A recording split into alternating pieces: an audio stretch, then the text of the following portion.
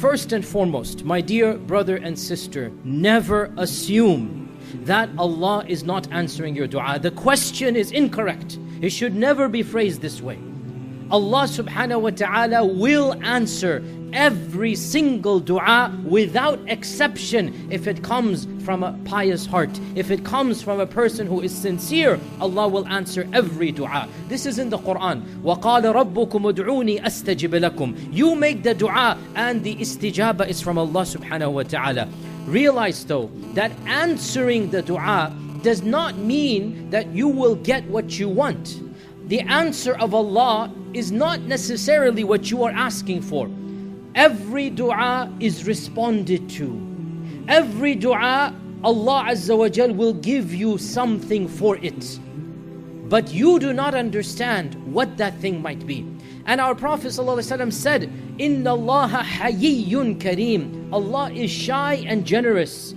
Shy meaning, Allah is hayy, shy meaning that in this case, when somebody comes and asks you, even when we park our car on the traffic light, somebody comes, knocks on our door, we feel a sense of haraj, we feel a sense of awkwardness. Oh my God, he's looking at me, I should give something. That sense, Allah Azza wa Jal has it infinitely better in a manner and a majesty that affects Him. When somebody asks Allah, Allah does not ignore the call. So our Prophet ﷺ said, Allah is hayy, shy, kareem, generous, yastahyi min abdihi. He is shy of His own servant. When his hands go up asking Allah, that those hands come back down still empty.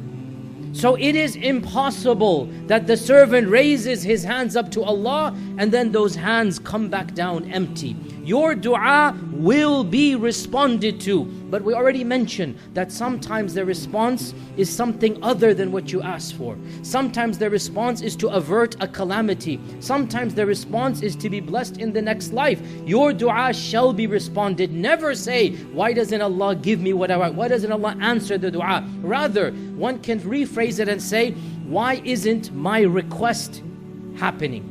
Because the dua is being answered, but maybe what you're asking for is not happening. Suppose you want a particular job. Suppose somebody is sick, you're making dua for cure, and that does not happen. So we rephrase it. We don't say, why isn't Allah answering my dua? Allah answers all duas. We can say, why isn't this request being granted? That is a different way to phrase it. The response to this, move on to point number 2. Once we phrase the question properly, we say, realize that we do not have a right over Allah. Allah has a right over us. We are not the Malik, Allah is the Malik. We are not the Rabb, Allah is the Rabb.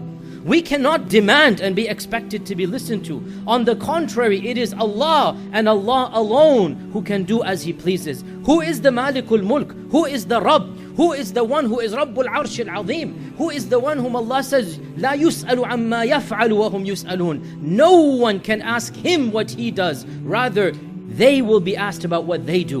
We need to put ourselves in our place. Who are we to make demands from Allah? On the contrary, Allah Azza wa Jal can give as He pleases, and Allah subhanahu wa ta'ala cannot give as He pleases. وَإِن يَمْسَسْكَ اللَّهُ بِضُرٍّ فَلَا كَاشِفَ لَهُ إِلَّا هُ وَإِن يَمْسَسْكَ بِخَيْرٍ فَلَا رَادَّ لِفَضْلِهِ. If a calamity befalls you, no one can lift it up other than Allah.